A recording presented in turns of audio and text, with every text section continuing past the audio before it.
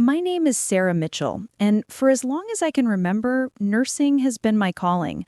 The hospital corridors, with their sterile scent and steady rhythm of beeping monitors, felt like home.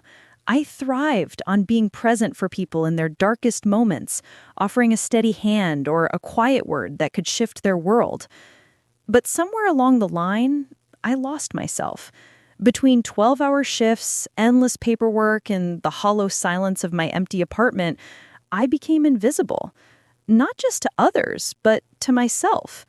At 38, divorced and childless, I told myself I was fine. I buried my loneliness under scrubs and duty, convincing myself that my patient's needs and my colleagues' reliance were enough.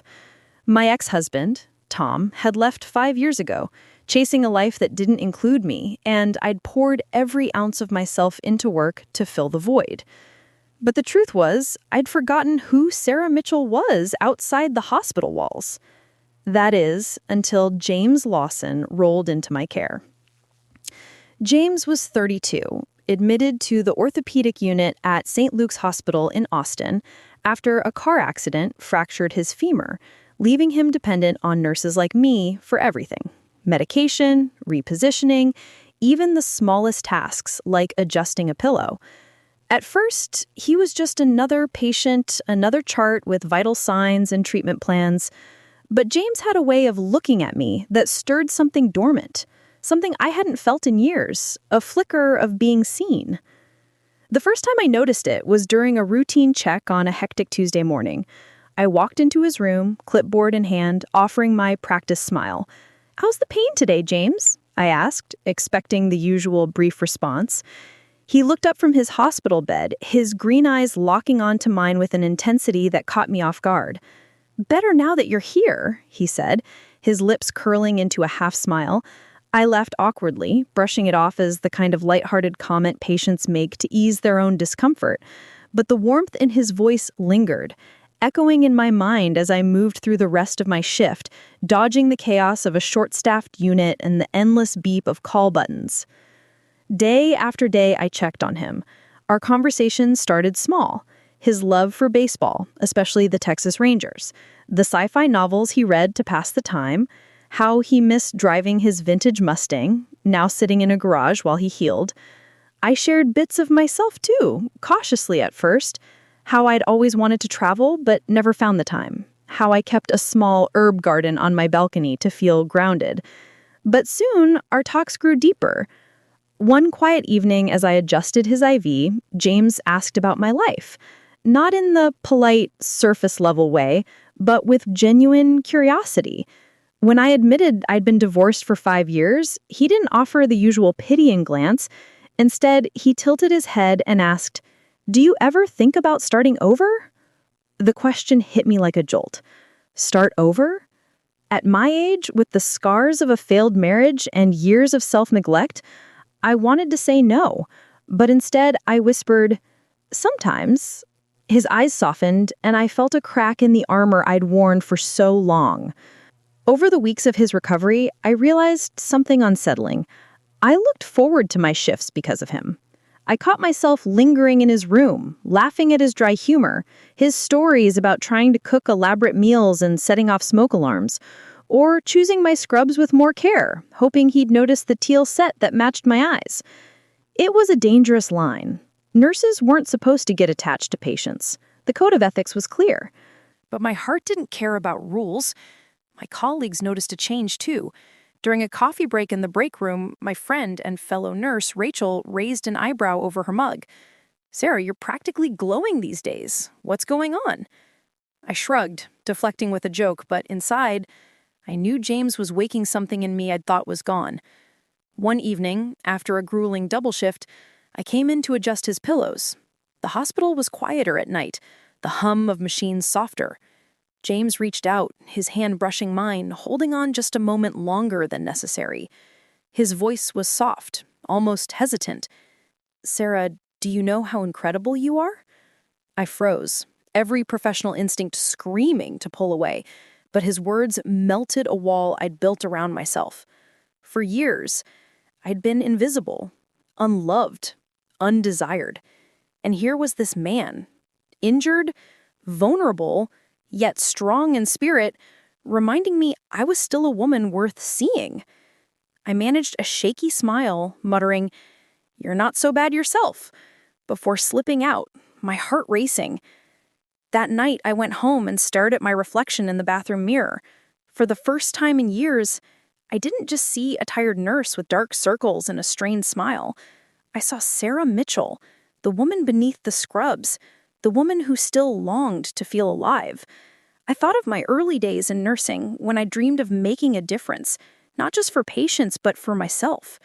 Somewhere along the way, I'd let that dream slip, but James was pulling it back into focus. As James's recovery progressed, he started physical therapy, moving from a wheelchair to crutches. Each milestone filled me with pride, but also dread. Discharge was coming, and with it, the end of our daily moments. I felt both relief and heartbreak. Relief that he was healing, but heartbreak that he'd soon leave, taking with him the spark he ignited. I confided in Rachel one night, in the break room, my voice barely above a whisper. "I know it's wrong, but I don't want him to go." She squeezed my hand, her eyes kind. "Sarah, you're human. Maybe this is a sign you're ready to live again, not just for work, but for you." On James's last day, the hospital room felt smaller, the air thick with unspoken words. I handed him his discharge papers, my hand steady, but my heart pounding. He looked at me, his green eyes steady and unwavering, and said, "Sarah, I don't want this to be goodbye." His voice carried a quiet strength, but there was a vulnerability in it that mirrored my own. I opened my mouth to respond, but fear of crossing that professional line, of risking my heart again, choked the words. I stood frozen, clutching the clipboard like a lifeline. Then James did something that changed everything. He reached into his bag and pulled out a small, worn leather journal, its edges frayed from use. He said, "I've been writing in this since the accident. It's mostly about recovery, but a lot of it's about you." He handed it to me, his fingers brushing mine with purpose. "You didn't just help me heal physically, Sarah. You gave me hope, a reason to believe in second chances." I took the journal, my hands trembling as I read his words. "Sarah's smile is like sunlight after a storm. She doesn't know how much she's given me. Hope, laughter, a reason to keep going. I was lost before this accident, but she's reminded me who I want to be." Tears welled in my eyes, and for the first time, I let myself feel the full weight of my longing. "James," I whispered, my voice breaking, "you've done the same for me. I'd forgotten who I was until you saw me, when I'd been invisible for so long." In that moment, the hospital's rules faded, and I saw not just a patient, but a man who'd brought me back to myself when I'd been invisible for so long. The room felt alive with possibility, but it wasn't just about us. James took a deep breath, his eyes searching mine. "I want to do something with this," he said, tapping the journal. "I've been thinking about starting a program for patients leaving the hospital, something to help them rebuild their lives, not just their bodies. And I want you to be part of it, Sarah, if you're willing." His words struck a chord, echoing my own buried dreams of making a difference beyond the hospital bed. I nodded, tears spilling over, and said, "I'm in." Before he left, James asked for my number, promising to call once he was settled. I hesitated, then wrote it on a scrap of paper, my heart racing with a mix of fear and hope. As he walked out, crutches clicking against the linoleum, he turned back and smiled, a smile that promised a new chapter. That night, I sat in my apartment, the journal open on my lap, and felt a shift. I wasn't just Sarah the nurse anymore. I was Sarah the woman, ready to take a chance on life, on love, on myself. The impact of that moment rippled outward. Inspired by James's journal and our connection, I started a support group at St. Luke's for nurses battling burnout and loneliness. In our first meeting, I shared my story, not the details of James, but the truth about feeling invisible and finding my way back. Colleagues opened up, some in tears, admitting they'd felt the same. Rachel, who'd seen my transformation, became my co-facilitator, and the group grew, drawing nurses, doctors, even janitorial staff, creating a space where we could be human, not just caregivers. The hospital administration took notice, launching a wellness program inspired by our meetings, complete with workshops and mental health resources. Local news ran a feature, calling it the Mitchell Movement, and I received letters from healthcare workers across Texas and beyond who'd started similar groups, thanking me for reminding them to care for themselves too. James did call, and we met for coffee, then dinner, slowly building something new. Not just a relationship, but a shared mission. Together, we launched Second Chances, a community program to support recovering patients with job training, counseling, and connection, drawing on James's vision and my nursing experience. The program gained traction, partnering with local nonprofits and even inspiring a citywide initiative to support vulnerable residents. At the hospital, a bulletin board displayed stories from our group and James's program, with a photo of us at the launch event smiling beside a banner that read, "Healing starts with hope." That small journal, now filled with both our words, became a symbol of our journey.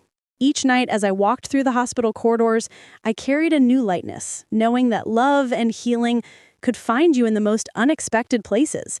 James had seen me when I'd forgotten myself, and together we'd sparked something bigger, a movement of second chances that reminded me, and so many others, who we could be when we dared to start over.